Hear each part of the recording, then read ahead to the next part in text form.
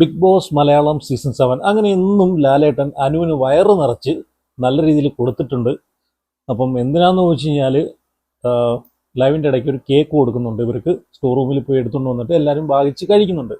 അപ്പോൾ ആ കേക്ക് വരുന്നതിന് മുമ്പ് വന്നു കഴിഞ്ഞിട്ട് അനുമോളത് ഓരോരുത്തർക്ക് കട്ട് ചെയ്ത് ഭാഗിച്ച് കൊടുക്കാൻ നോക്കുന്നുണ്ട്. അപ്പോൾ അതിൻ്റെ ഇടയിൽ കൂടെ വന്നിട്ട് ജിസയിലും ആര്യനൊക്കെ കൈയിടുന്നുണ്ട്.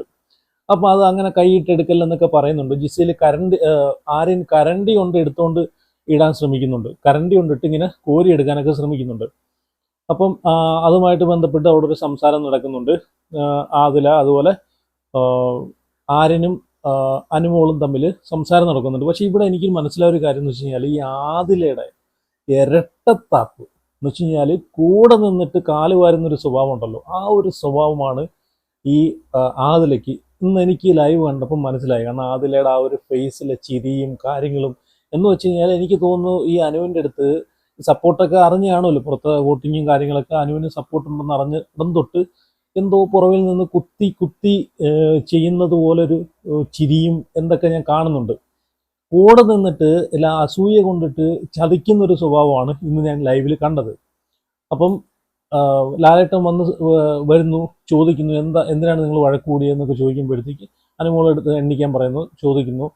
അനുമോള് പറയുന്നു ലാലേട്ടൻ ഞാൻ എല്ലാവർക്കും ഒരുപോലെ ഭാഗിച്ച് കൊടുക്കുമായിരുന്നു. അപ്പോഴത്തേക്ക് ഈ ആരും വന്നിട്ട് കറണ്ട് എടുത്തുകൊണ്ട് അടുക്കളയിലെ കറണ്ട് എടുത്തുകൊണ്ട് വന്നിട്ട് അത് അതിനകത്ത് ഇട്ട് ഇളക്കിയെടുക്കാൻ നോക്കി, ജിസേലിന് കൊടുക്കാൻ വേണ്ടിയിട്ട് നോക്കി എന്ന് പറയുന്നുണ്ട്.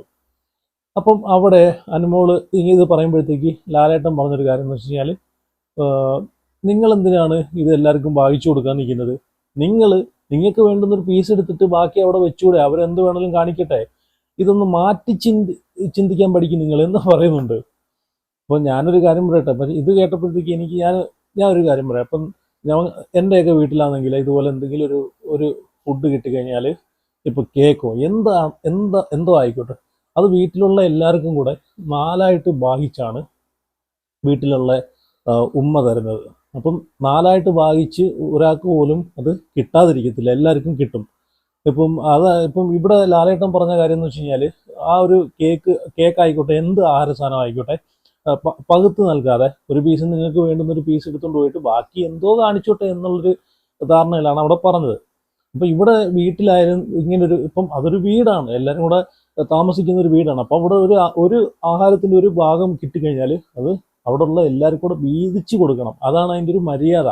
അല്ലാതെ ഒരാൾ എടുത്തുകൊണ്ട് പോയിട്ട് ബാക്കി എന്തോ കാണിക്കട്ടെ എന്ന് പറഞ്ഞിട്ട് ബാക്കി എല്ലാവരും കൂടെ കൈയിട്ടെടുത്തുകൊണ്ട് പോവുക, ചിലപ്പം ഒരാൾക്ക് കിട്ടാതിരിക്കുക. ഇപ്പം എൻ്റെയൊക്കെ വീട്ടിലാണെങ്കിൽ ഓരോ ആൾക്കാർക്കും ഭാഗിച്ചു കൊടുക്കും, അല്ലാതെ ആരും ചെന്ന് കൈയിട്ടെടുക്കത്തില്ല. കൈയിട്ടെടുത്ത് കഴിഞ്ഞാൽ അവനെനിക്ക് വേണ്ടുന്ന ആവശ്യാനുസരണം അവനിക്ക് കഴിക്കാം, അപ്പം മറ്റൊരാൾക്ക് അത് കിട്ടാതാവും. അപ്പോൾ ഇവിടെ അതിനോട് എനിക്ക് യോജിപ്പില്ല.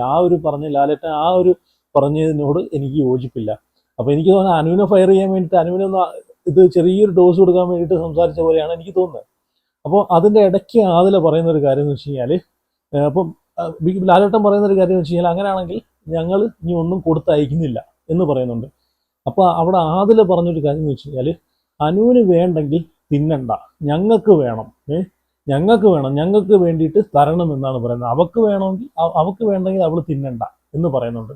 എന്തുകൂടെ കൂടെ നിന്നിട്ട് ഇങ്ങനെയുള്ളൊരു സംസാരങ്ങളുണ്ടല്ലോ. എന്നിട്ട് അവിടെ ഇരുന്നിട്ട് ഷാനവാസ് അനുവിനെ പറ്റിയിട്ട് പറയുന്ന കാര്യം, ഈ മറ്റേ അൽവയുടെ കാര്യം സംസാരിക്കുന്നുണ്ട്. അപ്പം ആദിലയുടെ ഫേസിൽ വന്ന ആ ചിരി ഒന്ന് കാണണം, അനുവിനെ പറ്റിയിട്ട് പറയുമ്പോഴത്തേക്കുള്ള ഒരു ചിരി.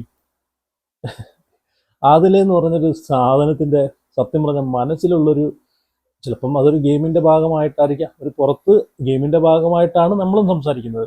പക്ഷേ അത് ഒരു ഗെയിമർക്ക് പറ്റിയൊരു പരിപാടിയല്ല. കൂടെ നിന്നിട്ട് ഒറ്റിക്കൊടുക്കുക, കുതുകാൽ വെട്ടുക, അങ്ങനെയുള്ള പരിപാടിയൊന്നും ഒരു ഗെയിമർക്ക് പറ്റിയൊരു പരിപാടിയല്ല. ഇപ്പോൾ അവിടുത്തെ അനീഷ് ഉണ്ടോ, പുള്ളി സ്വന്തമായിട്ട് പുള്ളിയുടെ നിലപാടിൽ നിന്ന് കളിക്കുന്നതാണ്. അല്ലാതെ വേറൊരാളെ അവിടെ കുറ്റപ്പെടുത്തി സംസാരിക്കണം, വേറൊരാളെ ഈ പറഞ്ഞ പോലെ വേറൊരാളെ പുറവിലൂടെ ചെന്നിട്ട് അയാൾ അടിക്കുന്ന ഒരു സ്വഭാവമൊക്കെ ഉണ്ടല്ലോ, അതൊന്നും ഇല്ലാതെയാണ് ഈ അനീഷ് കളിക്കുന്നത്.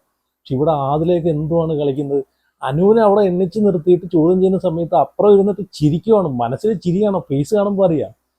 അപ്പം ഇവിടെ ലാലേട്ടൻ പറഞ്ഞതെന്ന് വെച്ച് കഴിഞ്ഞാൽ, അനു എന്തിനാണ് ഇതിനകത്ത് ഇടപെടുന്നത്? അവർക്ക് ഇഷ്ടമുള്ള പോലെ ചെയ്യട്ടെ, നിങ്ങൾക്ക് വേണ്ടുന്നൊരു പീസ് എടുത്ത് നിങ്ങൾ കഴിക്കുക, നിങ്ങൾ ഇതിനകത്ത് ഇടപെടാൻ പോകുന്നത്. അപ്പോൾ അനു പറയുന്നത് വെച്ച് കഴിഞ്ഞാൽ, എൻ്റെ വീട്ടിൽ എങ്ങനെയാണ് എന്തെങ്കിലും കിട്ടിക്കഴിഞ്ഞാൽ എല്ലാവർക്കും കൂടെ ഭാഗിച്ചു കൊടുക്കുന്നുണ്ടെന്നാണ് പറയുന്നത്. അപ്പം ലാലേട്ടൻ പറയുന്നത് നിങ്ങളെ ചിന്താഗതി ഒന്ന് മാറ്റി പിടിക്കാൻ പറയുന്നുണ്ട്. നിങ്ങൾ നേരെ ആ രീതിയിലൊന്ന് ചിന്തിച്ചു നോക്കാൻ പറയുന്നുണ്ട്. അപ്പം എനിക്കതിനോട് യോജിപ്പില്ല കേട്ടോ. നമ്മളൊക്കെ ഈ പറഞ്ഞിട്ടുള്ള വീടുകളിൽ ഒരു ആഹാര സാധനം കിട്ടിക്കഴിഞ്ഞാൽ എല്ലാവരും കൂടെ തുല്യമായിട്ട് വീതിച്ചെടുക്കലാണ് അതിൻ്റെ ഒരു മര്യാദ, അതിൻ്റെ ഒരു സ്നേഹം എന്ന് പറഞ്ഞു കഴിഞ്ഞാൽ. ചിലപ്പം ഇതൊരു ഗെയിമിൻ്റെ ഒരു ഭാഗമായിട്ട് ചിലപ്പം ഇനി ഇതുപോലെ എന്തെങ്കിലും വിഷയം, ആഹാരമായിട്ട് എന്തെങ്കിലും വിഷയം വരുമ്പോഴത്തേക്ക് അവിടെ ഒരു അടി പൊട്ടാനും കണ്ടന്റിന് വേണ്ടിയിട്ടായിരിക്കും ചിലപ്പോൾ ലാലേട്ടൻ അത് ഇട്ടുകൊടുത്തത്. അല്ലാതെ ലാലേട്ടൻ ഒരു ഗെയിമിന്റെ ഭാഗമായിട്ടായിരിക്കും ലാലേട്ടൻ അവിടെ സംസാരിച്ചിട്ടുള്ള ആവാനാണ് ചാൻസ്. അപ്പം എന്തായാലും കൊള്ളാം. ഒരു കേക്ക് വന്നപ്പോഴത്തേക്ക് നെവിനൊക്കെ ആണെങ്കിൽ എന്തോ ഒരു ബഹളത്തോടെയാണ് അവിടെ നിന്ന് ഓടുന്നത്. അതിൻ്റെ ഇടയ്ക്ക് വേദലക്ഷ്മി 3 പീസ് എടുത്ത് കഴിച്ചു. എന്നിട്ട് അവിടെ ഉള്ളവരാരും അറിഞ്ഞില്ല. അത് ലാലേട്ടനോട് വേദലക്ഷ്മി പറയുന്നുണ്ട്, ലാലേട്ടൻ ഞാൻ 3 പീസ് എടുത്ത് കഴിച്ചു, എന്നിട്ടും ഇവർ ആരും അത് കണ്ടുപിടിച്ചില്ലെന്ന് പറയുന്നുണ്ട്. അവിടെ പല ആൾക്കാരും മോഷ്ടിച്ച് കഴിക്കുന്നുണ്ട്, അതൊന്നും ഇവർ കാണുന്നില്ല. അതുപോലെ അൽവ എടുത്ത് കഴിച്ച് മട്ടൻ പീസ് എടുത്ത് കഴിച്ച കാര്യം പറയുന്നുണ്ട്. 3 മട്ടൻ പീസ് വേദലക്ഷ്മി മോഷ്ടിച്ച് കഴിച്ചെന്നും പറയുന്നുണ്ട്. അതുപോലെ ഇവിടെ 3 ഈ കേക്കിന്റെ പീസും മോഷ്ടിച്ച് കഴിച്ചെന്ന് പറയുന്നത്. അപ്പം അവിടെ കൈയിട്ട് വാരി അല്ലെങ്കിൽ അതും ഇതും പറഞ്ഞിട്ട് അടി കൂടുന്ന സമയത്ത് ഇവിടെ എത്ര പേരാണ് ഓരോ പീസ് എക്സ്ട്രാ എടുത്ത് കഴിക്കുന്നതെന്ന് ഇവർ അറിയുന്നില്ല. അപ്പം എല്ലാം കണക്ക് തന്നെ, ഫുഡിന്റെ കാര്യത്തിൽ എല്ലാവരും കണക്ക് തന്നെ. പിന്നെ ഇന്നത്തെ ലാലേട്ടന്റെ എപ്പിസോഡിനകത്ത് എനിക്ക് ഇഷ്ടപ്പെട്ട 2 കാര്യങ്ങൾ കേട്ടോ. സത്യം പറഞ്ഞു കഴിഞ്ഞാൽ എനിക്ക് അത് കണ്ടപ്പോഴത്തേക്ക് ഒരുപാട് സന്തോഷം തോന്നി. ഒന്ന് വേറൊന്നുമല്ല, നെവിനെയും അതുപോലെ സാബുമാനും നല്ല രീതിയിൽ വയറ് നിറച്ച് ബിഗ് ബോസും കൊടുത്തിട്ടുണ്ട്, ലാലേട്ടനും കൊടുത്തിട്ടുണ്ട്. സാബുമാനിക്ക് പ്രോട്ടീൻ പൗഡർ വേണം അത്രേ. പ്രോട്ടീൻ പൗഡറും അതുപോലെ കടലയും പയറൊക്കെ കുറച്ച് കൂടുതൽ കഴിക്കാം. അപ്പം ബിഗ് ബോസ് പറഞ്ഞതെന്നറിയോ, സാബുമാൻ ഇത് ജിംനേഷ്യം അല്ല, ഇതൊരു TV ഷോയാണ്. എനിക്കത് ഇഷ്ടപ്പെട്ടു കേട്ടോ. എന്നിട്ട് ലാലേട്ടനും പറയുന്നുണ്ട്, ഇവിടെ ഗെയിം കളിക്കാനാണ് വന്നത്, അല്ലാതെ ഇവിടെ പ്രോട്ടീൻ പൗഡർ വാരി തിന്നാനോ ഇവിടെ എല്ലാവരും ജിംനാസ്റ്റിക് തുടങ്ങാനോ ഒന്നിനും അല്ല ഇവിടെ ഒരു TV ഷോ എന്ന് പറയുന്നുണ്ട്. അതുപോലെ നെവിൻ്റെ അടുത്തും അതും എനിക്ക് ഇഷ്ടപ്പെട്ടു കേട്ടോ. നെവിൻ്റെ അടുത്ത് ലാലേട്ടൻ പറഞ്ഞതെന്ന് വെച്ച് കഴിഞ്ഞാൽ ഇതൊരു ഈ ഇവിടെ ടൂറിന് വന്നതല്ല എന്ന് വെച്ച് കഴിഞ്ഞാൽ, ഇത് ടൂറിന് വരുമല്ലോ എന്ന് വെച്ചാൽ ഒരു ഉല്ലാസയാത്രയ്ക്കൊക്കെ വരുമല്ലോ, ആ ഒരു ഉല്ലാസയാത്രയ്ക്ക് വരുന്നൊരു സ്ഥലമല്ല, ഇതൊരു പ്രോഗ്രാമാണ്, ഇതൊരു ടെലിവിഷൻ ഷോയാണ്. അപ്പം ഇവിടെ തിന്നാൻ വന്നതല്ല, ഇവിടെ തിന്നാനോ കുടിക്കാനോ ഇരുന്ന് ഉറങ്ങാനോ വന്നതല്ല. അപ്പം നെവിൻ പറഞ്ഞൊരു കാര്യം എന്ന് വെച്ചാൽ, ബിഗ് ബോസ് വീട്ടിൽ എന്തോ 10-28 പേർക്ക് ഇരുന്ന് കഴിക്കാനുള്ള ഡൈനിങ് ടേബിൾ ഉണ്ട്, അതുപോലെ കിച്ചൺ ഉണ്ട്, ബാത്റൂം ഉണ്ട്, മറ്റേതുണ്ട്, മറിച്ചുണ്ട്, ഇതൊക്കെ ഉണ്ടെന്ന് അറിഞ്ഞിട്ടാണ് ഞാൻ വന്നതെന്ന് പറയുന്നുണ്ട്. എന്തുവാടി. അപ്പം ലാലേട്ടൻ പറയാണ്, മോനെ തിന്നാനാണോ നീ ഇവിടെ വന്നത്? നീ ഇവിടെ തിന്നാനാണോ വന്നത് അതോ ഗെയിം കളിക്കാനാണോ വന്നേ? അപ്പോൾ അത് പിന്നെ വാഷിംഗ് മെഷീൻ്റെ കാര്യം പറയുന്നുണ്ട്. വാഷിംഗ് മെഷീൻ്റെ കാര്യം പറഞ്ഞപ്പോഴും ലാലേട്ടൻ പറയുവാണ്, വാഷിംഗ് മെഷീനിൽ നീ എടുത്ത് തിന്നാൻ പോവാന്നോ? നിനക്ക് തീറ്റയേ ഉള്ളൂ ജോലിന്ന്. എനിക്കെന്തായാലും ഈ 2 പേർക്ക് ഇട്ട് നല്ല രീതിയിൽ കൊടുത്തിട്ടുണ്ട്. അധികം ഫയറിങ് അല്ലാത്ത രീതിയിലാണെങ്കിലും നല്ല മാന്യമായിട്ട് ബിഗ് ബോസും അതുപോലെ ലാലേട്ടനും നല്ല രീതിയിൽ കൊടുത്തിട്ടുണ്ട്. അതുപോലെ സാബുമാൻ്റെ അടുത്ത് പറയുന്നുണ്ട്, 7ന്റെ പണി ഞാൻ ഇനി തരാം എന്ന് പറയുന്നുണ്ട്. നല്ലതുപോലെ എനിക്ക് തോന്നുന്നു ഈ സീസൺ തീരുന്നത് വരെ ഇവിടെ വാഴയായിട്ട് നിൽക്കാമെന്ന് പ്രതിജ്ഞ എടുത്ത് വന്നൊരു വ്യക്തിയാണെന്ന് തോന്നുന്നു സാബുമാൻ. 7ന്റെ പണി എന്തെങ്കിലും കൊടുത്തേ പറ്റൂ. കാരണം ഇപ്പം സാബുമാൻ പറഞ്ഞൊരു കാര്യമുണ്ട്, സാബുമാൻ്റെ അച്ഛൻ്റെ ആഗ്രഹം, ഏറ്റവും വലിയ ആഗ്രഹമായിരുന്നു ബിഗ് ബോസിലോട്ടൊന്ന് കാലുകുത്തുന്നുണ്ടായിരുന്നു.